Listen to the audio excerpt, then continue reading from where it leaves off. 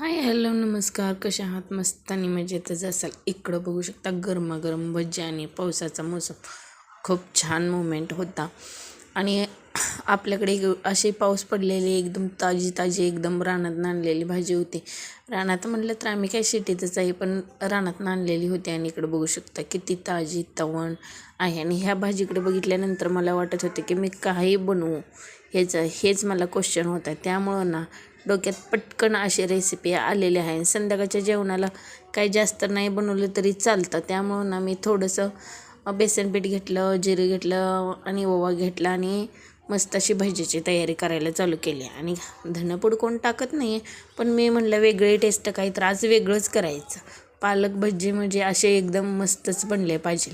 काय तर आत्तापर्यंत ना मी कधी पालकचे भजी केले नव्हते, पण पहिल्यांदाच करत होते. इकडं आपली तयारी झालेली आहे कांदा भजी साठीच आणि हे पालक भजीसाठी.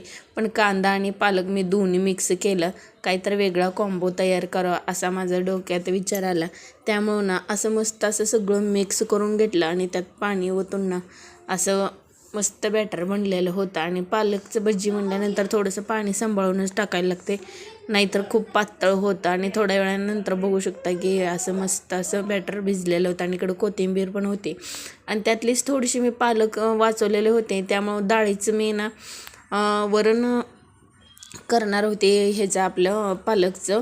त्यामुळे मी थोडंसं वरणासाठी लसूण, जिरं, मोहरी हे सगळं चिचून घेतलं आणि इकडे तेल घेतलं 2 चमचे. आणि पालक वरण असं कोण बनवतं असा विचार पडतो माणसांना खरं तर. पण कसं आहे ना, गरगटा वगैरे बनवतात सगळे, पण वरण पण कधी तर बनवून बघा, खूप छान आणि मस्त लागतं. आणि हे असं कोथिंबीर वगैरे सगळं एकत्र चेचल्यानंतर ना हे जे टेस्ट ना खूप जरा भारी लागते, अप्रतिम लागते. आणि कुठल्या म्हणजे दुसऱ्या गोष्टीची गरज पडत नाही. वरणाला जरी पण एवढं केलं तरी बास आहे. आणि कुठल्या भाजीला जरी तुम्ही असं करून टाकलं तर खूप छान टेस्ट लागते बरं मित्रांनो. त्यामुळं ना ही एक माझी ट्रिक म्हणून समजा. का तर नुसतं लसूण चेचण्यापेक्षा जिरं, मोहरी आणि कोथिंबीर एकत्र करून चेचलं ना खूप टेस्ट भारी लागते. आणि वरणासाठी मी हळद आणि थोडीशी धने पावडर वगैरे टाकून सगळं मस्त असं भाजलं. आणि आपण केलं पालकचं वरण.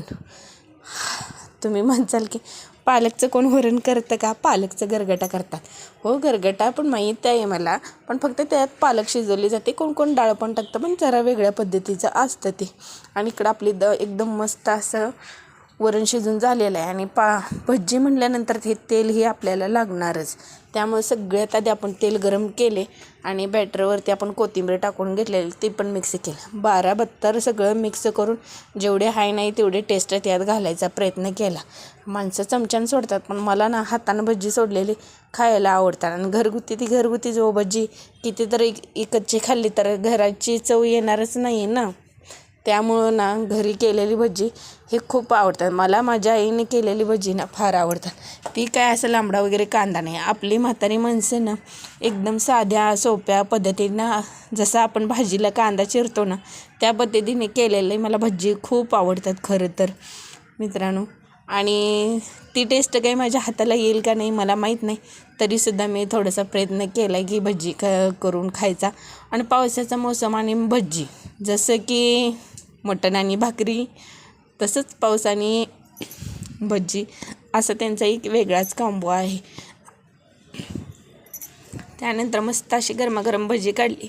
पण त्यात काय चूक झाले का ह्या बघण्यासाठी ना मी सर्वात आधी एक टेस्ट केलं. का तर नमक वगैरे त्याच्या अलावा तिखट वगैरे काही जर कमी पडलं तर त्याची टेस्ट पूर्ण जाऊ शकते. त्यामुळं ना मी सगळ्यात आधी मी एक खाऊन बघितला, एवढा भारी झालता ना बस. टेस्ट ना मी विचार केला नव्हता त्याच्या पलीकडे झालते. त्यानंतर इकडं आपलं ना संध्याकाळच्या जेवणाची पूर्ण तयारी झाली.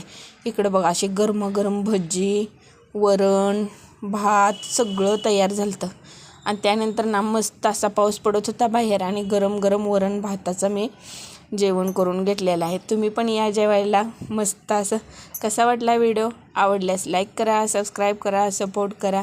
परत भेटू एक नवीन व्हिडिओ संग. परत बाय बाय.